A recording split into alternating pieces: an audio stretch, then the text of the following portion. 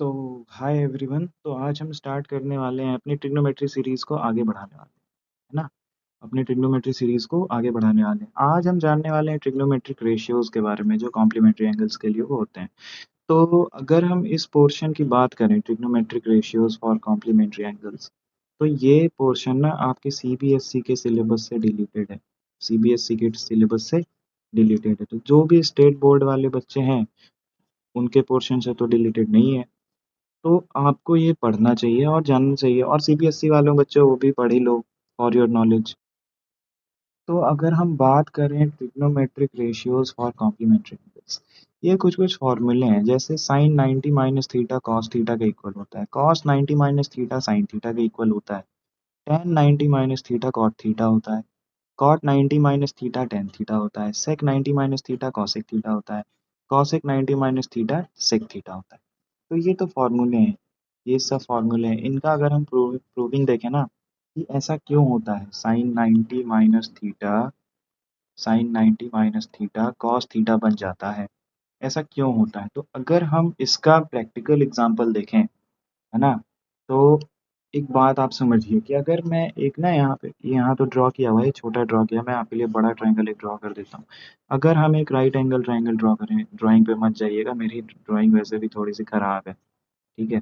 तो एक right angle triangle अगर हम ड्रॉ करें ए बी सी, ठीक है, तो यहाँ पे एंगल बी तो 90 डिग्री है, नहीं, और एंगल सी को हम थीटा कंसीडर कर लेते हैं। क्या कंसीडर कर लेते हैं? थीटा। तो यहाँ पे जो एंगल ए का वैल्यू आएगा वो कितना आएगा? वो कितना आएगा? 90 माइनस थीटा आएगा। क्यों आएगा?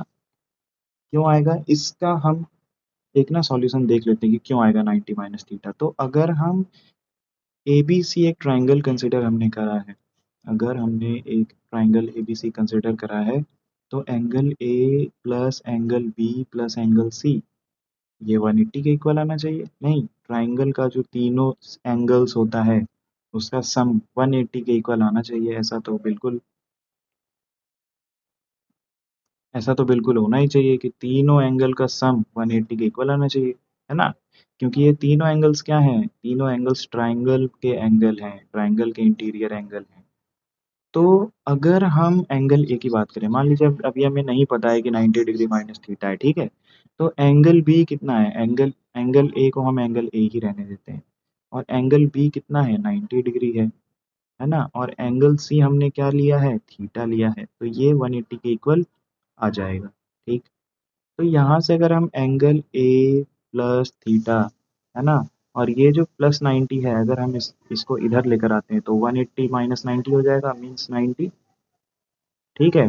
तो एंगल ए की वैल्यू क्या आ जाएगी यहाँ से? 90 डिग्री, और ये जो प्लस थीटा है इधर आ जाएगा माइनस थीटा। तो एंगल ए की वैल्यू क्या आ गई? 90 डिग्री माइनस थीटा। तो ये रीज़न आपको समझ में आ गया कि एक अगर हम राइट एंगल ट्राइंगल ड्रॉ करें, है ना, तो अगर एक पहला एक्यूट एंगल जो है उसे अगर थीटा लेते हैं तो दूसरा एक्यूट एंगल 90 माइनस थीटा हो जाएगा। तो अगर अब हम आगे देखें ना, तो हमने अभी फॉर्मूला में क्या देखा था कि साइन 90 डिग्री माइनस थीटा ये कॉस थीटा बन जाता है, नहीं, कॉस थीटा बन जाता है। तो ऐसा क्यों होता है, बात को समझते हैं। ये एंगल हमारा 90 डिग्री माइनस थीटा आ गया, है ना। अगर हम इस ट्राइंगल का नाम रख देते हैं एबीसी, ठीक है, तो ये एंगल हमारा 90 डिग्री माइनस थीटा आ गया। तो अगर हम साइन निकालें, साइन की वैल्यू निकालें इस एंगल के लिए 90 डिग्री माइनस थीटा के लिए, ठीक है, साइन 90 डिग्री माइनस थीटा, तो साइन की वैल्यू क्या होती है? P upon H, perpendicular upon hypotenuse. तो इस 90 डिग्री माइनस थीटा के लिए, है ना, इस 90 डिग्री माइनस थीटा के लिए परपेंडिकुलर कौन होगा? परपेंडिकुलर बीसी होगा, है ना, परपेंडिकुलर बीसी होगा, और हाइपोटेनस एसी रहेगा, है ना, एसी रहेगा। अब अगर हम इस थीटा एंगल के लिए कॉस निकालते हैं, अगर हम इस थीटा एंगल के लिए कॉस की वैल्यू निकालते हैं, है ना, तो कॉस थीटा अगर हम निकालते हैं तो कॉस थीटा क्या होगा? बी अपॉन एच, है ना, बी अपॉन एच। तो बेस कौन है इस थीटा एंगल के लिए? बेस कौन है इसका? एडजेसेंट साइड, जो कि साइड बी सी है हमारा, नहीं, और हाइपोटेनस, हाइपोटेनस तो ए सी ही रहेगा। तो यहाँ से अगर हम देखें ना, साइन 90 माइनस थीटा भी B C upon A C आ गया, और कॉस थीटा भी B C upon A C आ गया। तो यहाँ से हम कह सकते हैं कि sine 90 degree minus theta cos theta बन जाता है।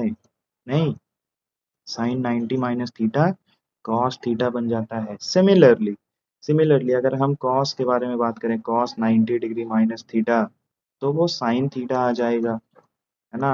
अगर हम tan के बारे में बात करें, tan 90 माइनस थीटा, तो ये cot थीटा के इक्वल आ जाएगा, एंड सो ऑन। ठीक है, तो यहाँ से हमें समझ में आ गया ये कॉम्प्लीमेंट्री एंगल फॉर्मूला कि ऐसा क्यों होता है। अच्छा, अगर हम ध्यान से देखें ना, तो ये 90 डिग्री माइनस थीटा इस एंगल के लिए ये जो BC है ना, परपेंडिकुलर है, पर यही BC साइड इस थीटा एंगल के लिए ना बेस भी है, इसीलिए sine 90 minus theta cos theta के इक्वल आ जाता है।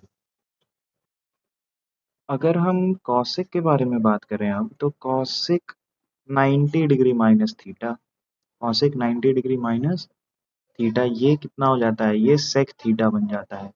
ऐसा क्यों होता है, इसकी भी प्रूविंग हम ऐसे ही देख सकते हैं कि ये 90 डिग्री माइनस थीटा है, ये थीटा है, ठीक है, और ये तो 90 डिग्री है ही। तो जब हम इस 90 माइनस थीटा, ये जो एंगल ए है 90 माइनस थीटा, इसके लिए अगर हम कॉसिक की वैल्यू निकालें, कॉसिक 90 डिग्री माइनस थीटा, अगर हम इसके लिए कॉसिक की वैल्यू निकालें, तो कॉसिक की वैल्यू होती क्या है, कॉसेक साइन का उल्टा होता है, तो h upon P hypotenuse upon perpendicular. तो हाइपोटेनस इस ट्राइंगल में कौन है, AC है ना।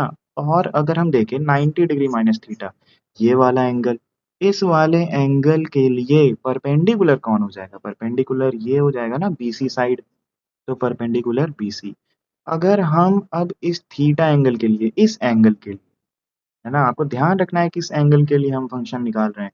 तो अगर हम इस थीटा एंगल के लिए अगर हम सेक की वैल्यू निकालें, तो सेक की वैल्यू होती क्या है, सेक रेशियो जो होता है सेक फंक्शन, उसकी क्या वैल्यू होती है, सेक कॉस का उल्टा होता है, तो h upon B hypotenuse upon base.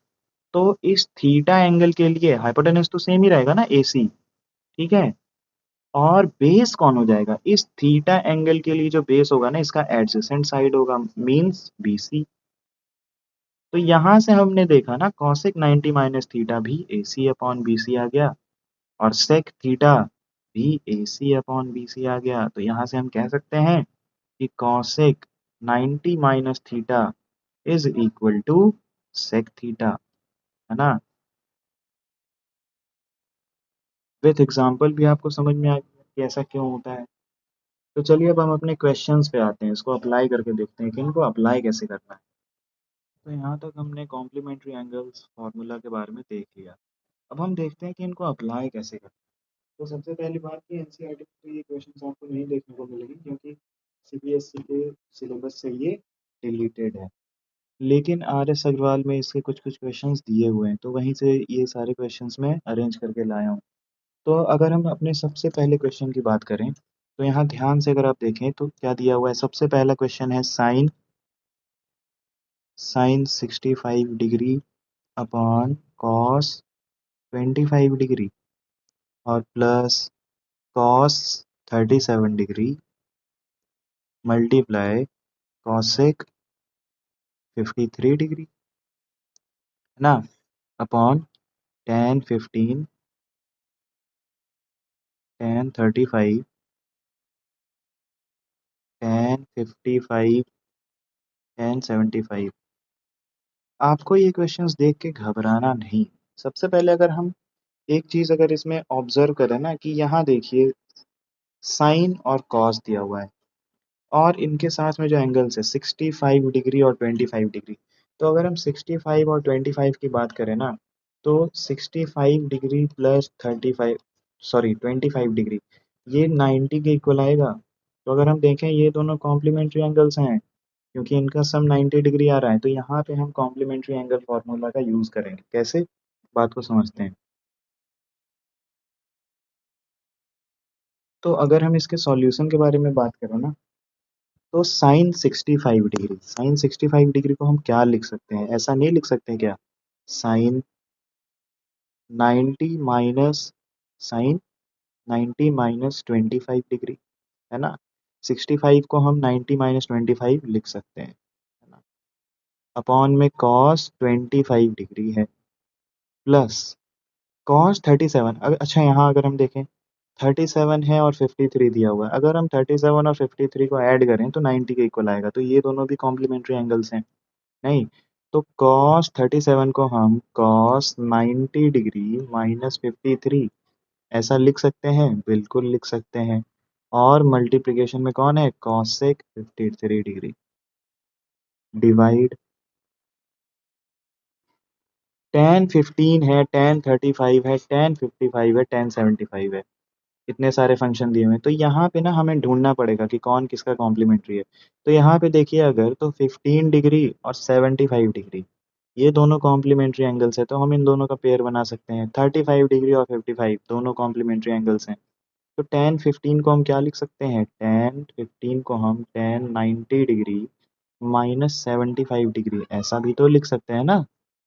और tan 35 को हम क्या लिख सकते हैं, tan 90 डिग्री माइनस 55 डिग्री, बिल्कुल करेक्ट। और मल्टीप्लाई कौन कौन हो रहा है, tan 55 tan 75, tan 55 tan 75, ठीक है। तो अगर हम इसका फर्दर सॉल्यूशन देखें तो साइन 90 माइनस थीटा, अभी हमने फॉर्मूला पढ़ा कि sine 90 minus theta, sine 90 minus theta cos theta बन जाता है ना। तो साइन 90 माइनस 25 को हम क्या लिख सकते हैं, कॉस 25, नहीं लिख सकते हैं क्या, कॉस 25, और नीचे कॉस 25 तो है ही, तो cos 25 degree divided by cos 25 degree cut के 1 हो जाएगा, प्लस अगर हम cos 90 माइनस 53 की बात करें तो cos 90 degree minus theta, cos 90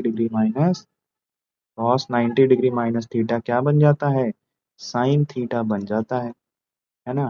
तो cos 90 degree minus theta cos 90 degree minus 53 क्या बन जाएगा, साइन 53 बन जाएगा, साइन 53 बन जाएगा। और मल्टीप्लाई में cos सेक 53 डिग्री तो है ना, divided divided by tan 90 minus 75। एक फॉर्मूला हमने और पढ़ा है tan के बारे में कि tan 90 डिग्री माइनस थीटा क्या बन जाता है, cot थीटा बन जाता है, नहीं। तो tan 90 माइनस 75 को हम क्या लिख सकते हैं, cot 75 डिग्री लिख सकते हैं, मल्टीप्लाई tan 90 माइनस 55, तो इसको हम cot 55 नहीं लिख सकते क्या, बिल्कुल लिख सकते हैं कॉम्प्लीमेंट्री एंगल फॉर्मूले से। और tan 55 और tan 75 इनको ऐसे ही रहने देते हैं। अब देखिए यहाँ पे क्या होता है, अब देखिए यहाँ पे क्या होता है कि cos 25 divided by cos 25 cut जाएगा, 1 आएगा, प्लस साइन 53 और cosec 53 डिग्री। तो यहाँ पे देखिए दोनों में थीटा है, 53 डिग्री है, सेम है। तो साइन cosec का रेसिप्रोकल होता है, cosec साइन का रेसिप्रोकल होता है, तो दोनों एक दूसरे का रेसिप्रोकल है। तो अगर इन दोनों को मल्टीप्लाई करें, एक बात बताइए, अगर आप x को 1/x से मल्टीप्लाई करते हैं तो x कट जाता है ना और 1 ही बचता है ना। तो ये दोनों भी कैंसल आउट हो जाएगा, एक दूसरे से 1 बचेगा। और डिवाइडेड बाय कॉट 75 डिग्री ना, कॉट 75 डिग्री और tan 75 डिग्री एक दूसरे का रेसिप्रोकल है, तो ये दोनों भी कट के क्या हो जाएंगे, 1 हो जाएंगे। और कॉट 55 डिग्री tan 55 डिग्री एक दूसरे का रेसिप्रोकल है, तो ये दोनों भी कट के क्या हो जाएगा, 1 हो जाएगा। तो ओवरऑल 1/1 1 आ जाएगा, तो 1 प्लस 1 क्या आ गया, 2 आ गया। ओवरऑल आंसर हमारा क्या आ गया, 2। तो अगर हम अपने सेकंड क्वेश्चन की बात करते हैं, तो सेकंड क्वेश्चन क्या कह रहा है, tan 10 degree tan 20 tan 30 tan 70 tan 80 इन सभी को अगर हम मल्टीप्लाई करें तो 1/√3 आना चाहिए। तो देखते हैं, सबसे पहले यहाँ अगर हम देखें ना तो tan 10 डिग्री और 80 डिग्री दोनों कॉम्प्लीमेंट्री हैं, 20 डिग्री और 70 डिग्री दोनों कॉम्प्लीमेंट्री हैं। तो हमें इनमें चेंज लाना पड़ेगा क्या, कि tan 10 डिग्री को हम क्या लिख सकते हैं, tan 90 डिग्री माइनस 80 डिग्री ऐसा भी तो लिख सकते हैं, बिल्कुल सही है। अब tan 20 है तो tan 20 को हम क्या लिख सकते हैं, tan 90 minus 70, tan 90 degree minus 70 degree, ऐसा भी तो लिख सकते हैं। अब tan 30 को ना ऐसे ही रहने देते हैं, क्योंकि tan 30 का तो वैल्यू हमें पता ही है ट्रिग्नोमेट्रिक टेबल से। क्या होता है tan 30 डिग्री का वैल्यू? tan 30 डिग्री का वैल्यू क्या होता है, ये आपको कमेंट में बताना है। ट्रिग्नोमेट्रिक टेबल आपको याद होनी चाहिए। ठीक है, tan 30। अब tan 70 है, tan 70 को ऐसे ही रहने देते हैं। ठीक है, tan 80 को भी ऐसे ही रहने देते हैं। तो अगर हम यहाँ से देखें ना, अगर हमने एक फॉर्मूला पढ़ रखा है अभी कॉम्प्लीमेंट्री एंगल फॉर्मूले में, कि tan 90 degree minus theta cot theta बन जाता है ना। अभी हमने कॉम्प्लीमेंट्री एंगल फॉर्मूले से पढ़ रखा है कि tan 90 डिग्री माइनस थीटा क्या बन जाता है, कॉट थीटा बन जाता है। बिल्कुल सही। तो tan 90 माइनस 80, इसको हम कॉट कॉट 80 डिग्री ऐसा भी तो लिख सकते हैं। अब tan 90 minus theta, tan 90 degree minus 70 degree, इसको हम क्या लिख सकते हैं, कॉट 70 डिग्री भी तो लिख सकते हैं, है ना। अब बच गया हमारा tan 30 और tan 70 और tan 80 है ना। तो यहाँ से अगर हम देखें ना, तो कॉट 80 किसका रेसिप्रोकल होगा, tan 80 के। तो ये दोनों एक दूसरे को कैंसिल आउट कर देगा, क्यों? अच्छा एक बात बताइए, कॉट थीटा है ना, और अगर tan थीटा, दोनों एक दूसरे का रेसिप्रोकल है, अगर इन दोनों को मल्टीप्लाई करें हम तो कट के 1 आ जाता है।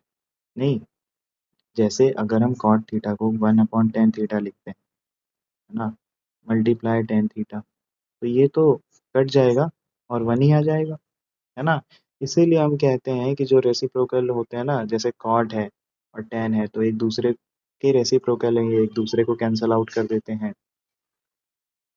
तो यहाँ पे अगर हम देखेंगे ना, तो कॉट 80 किसको कैंसिल कर देगा, tan 80 को, तो ये दोनों तो कट ही जाएगा। कॉट 70 और tan 70 एक दूसरे का रेसिप्रोकल है, तो ये भी कट जाएगा और बच जाएगा tan 30, है ना, tan 30। tan 30 डिग्री की वैल्यू क्या होती है, tan 30 डिग्री की वैल्यू 1/√3 ही होती है ना। और 1/√3 इतना ही तो हमें प्रूव करना था। अब हम अपने अगर अब हम आते हैं अपने थर्ड क्वेश्चन पे। तो थर्ड क्वेश्चन हमें ये कह रहा है कि if sin 3a is equal to cos a minus 26 degree, तो यहाँ पे हमें a की वैल्यू निकालनी है, और यहाँ जो 3a है ना, अक्यूट एंगल है। तो अगर हम यहाँ पे देखें, तो इधर साइन है, इधर कॉस है। ठीक है, तो sin 3a, एक बात बताइए, sin 3a को क्या मैं कॉस 90 डिग्री माइनस 3a नहीं लिख सकता हूँ? बिल्कुल लिख सकता हूँ। अगर हम ध्यान से देखें तो cos 90 degree minus theta sine theta ही तो होता है, तो बस मैंने इसको ना रिवर्स करके लिख दिया है। और इधर क्या है हमारा, इधर है कॉस a माइनस 26 डिग्री। तो यहाँ पे अगर हम रिलेट करें ना, दोनों तरफ अब कॉस हो गया, तो हम रिलेट कर सकते हैं।